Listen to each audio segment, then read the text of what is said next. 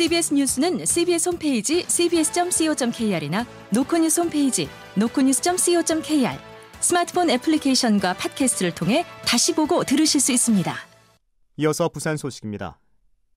부산의 한 기초단체 소속이었던 퇴직 간부 공무원이 재직 시절 특정 업체와의 뇌물 관련 의혹이 불거져 경찰 조사를 받고 있는 것으로 확인됐습니다. 경찰은 A씨가 근무한 부서를 비롯해 자택 등을 압수수색했습니다. 김혜민 기자가 보도합니다.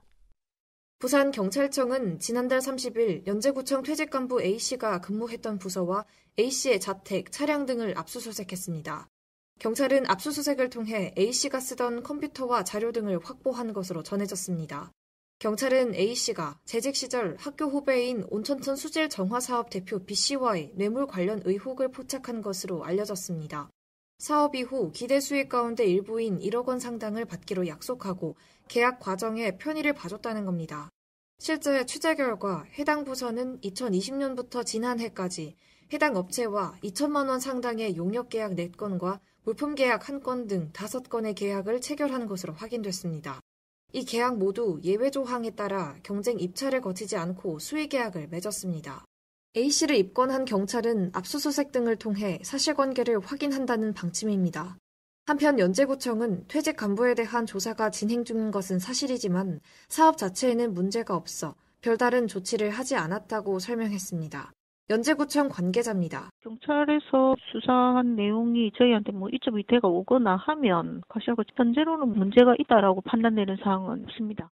경찰 수사에 따라 공무원과 사업자 사이의 유착관계가 사실로 드러날지 결과에 관심이 쏠립니다. CBS 뉴스 김혜민입니다. 지난해 부산에서 수도권으로 빠져나간 인구가 11,000여 명으로 전국에서 가장 많았습니다. 부산 인구는 갈수록 쪼그라들지만 인천은 처음으로 300만 명을 돌파해 두 도시 간 인구 격차가 역대 최소 수준으로 좁혀졌습니다. 김혜경 기자입니다. 통계청에 따르면 지난해 부산에서 수도권으로 떠난 인구는 11,200여 명으로 비수도권 14개 시도 가운데 가장 많았습니다. 연령대로 보면 25세에서 29세가 5,400여 명, 30세에서 34세가 2,100여 명 빠져나가는 등 청년층 유출이 가속화하고 있습니다. 순유출 이유 중 직업이라는 답이 86.9%로 일자리를 찾아 부산을 떠나는 것으로 조사됐습니다. 반면 인천의 주민등록 인구는 올해 1월 처음으로 300만 명을 넘어서 계속 증가세를 보이고 있습니다. 인천은 서울과 부산에 이어 국내 세 번째 인구 300만 명 이상 도시가 됐습니다. 12월 말 기준으로 두 지역 간 인구 격차는 29만 7천여 명에 불과합니다. 부산의 인구는 2015년 7월부터 최근까지 8년 5개월 연속 감소세를 보이고 있습니다. 통계청은 장래 인구 추계에서 2035년 인천 인구가 부산을 추월할 것으로 내다봤습니다. 특히 부산의 지역 내 총 생산은 104조 2천억 원으로 인천의 104조 4천억 원보다 낮아 2년 연속 뒤졌습니다. 우리나라 2위 도시가 무색할 정도로 인구는 쪼그라들고 경제적으로도 격차가 벌어지고 있는 겁니다.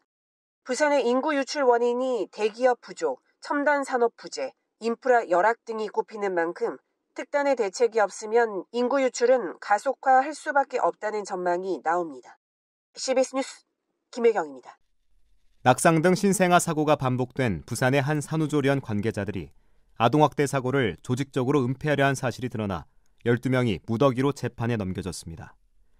부산지검 서부지청은 지난 2021년 사하구 한 산후조리원에서 발생한 신생아 학대 사건과 관련해 피 묻은 옷을 버리고 기록을 위조하는 등 이를 은폐하려 한 혐의로 50대 수 간호사 등 2명을 구속 기소하고 관계자 10명을 불구속 기소했습니다.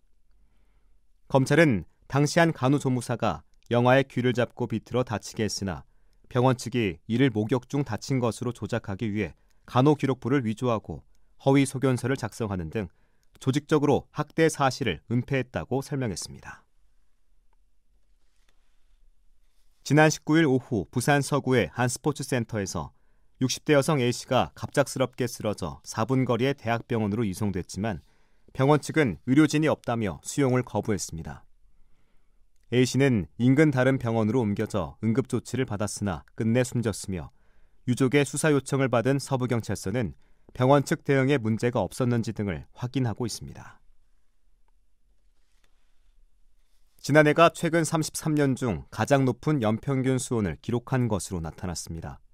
국립수산과학원이 인공위성으로 수온을 분석한 결과 지난해 연평균 표층 수온은 19.8도로 지난 20년 평균 수온보다 0.6도 높은 것으로 조사됐습니다. 이는 북태평양 고기압이 확장해 기온이 올랐고 대만 한류 수송량이 늘어나 서태평양의 따뜻한 해수가 우리나라 쪽으로 유입됐기 때문으로 분석됩니다.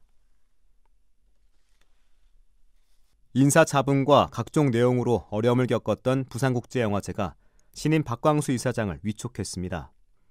박 신임 이사장은 1996년부터 3년간 부산국제영화제 집행위원장 등을 지내며 영화제의 기틀을 다졌고 부산 프로모션 플랜 등을 발족하는 등 아시아 영화 산업 발전에 기반을 마련했다는 평가를 받습니다. 영화제는 오는 13일까지 마켓 위원장, 이사, 감사직을 공개 모집하고 임원 추천위원회를 통해 객관적인 심사 과정을 거쳐 3월 임시총회에서 임원 선출을 마칠 예정입니다. 박성훈 전 해양수산부 차관이 고심 끝에 이번 총선에서 부산 진갑 지역구에 국민의힘 후보로 출마하기로 결심했습니다. 박 전 차관은 당초 해운대갑 출마를 검토했으나 태어나고 자란 연고지인 부산 진갑을 최종 선택했으며 조만간 본격적인 선거운동에 나설 예정입니다. 국민의힘 한동훈 비상대책위원장의 1호 영입 인재인 정성국 전 한국교총 회장도 부산 진갑에 공천을 신청한 것으로 알려져 이 지역 현역인 오선 서병수 의원의 향후 행보에도 관심이 집중되고 있습니다.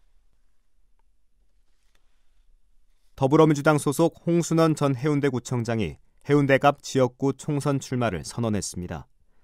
홍 전 구청장은 오늘 출마 기자회견에서 해운대는 깃발만 꽂으면 당선시켜주는 자존심이 없는 곳이 아니라며 최근 국민의힘에서 출마를 선언한 친윤 핵심 주진우 전 대통령실 법률비서관을 에둘러 비판했습니다. 그러면서 의과대학 유치와 53사단 가용부지를 활용한 첨단 연구개발 복합단지 조성 등 지역 맞춤형 공약을 제시했습니다. B&K 금융그룹 부산은행과 경남은행은 소상공인과 자영업자의 부담을 덜기 위해 832억 규모의 이자 환급을 시행합니다. 대상은 지난해 12월 기준 개인사업자 대출을 갖고 있는 고객으로 납부액의 최대 90%까지 최대 300만 원까지 돌려받게 됩니다. 사랑의 열매가 연말연시 집중모금을 통해 121억 2,500만 원을 모금했습니다.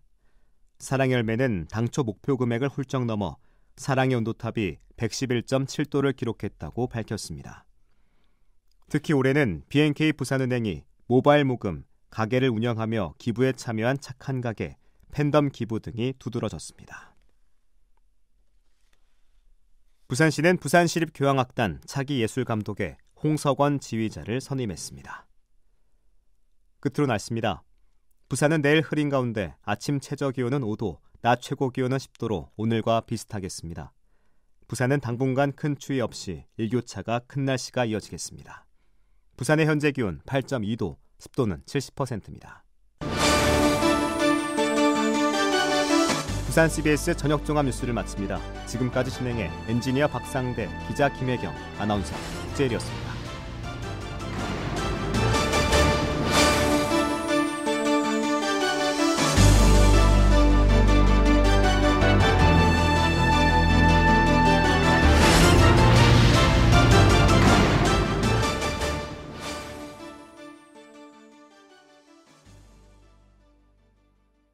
CBS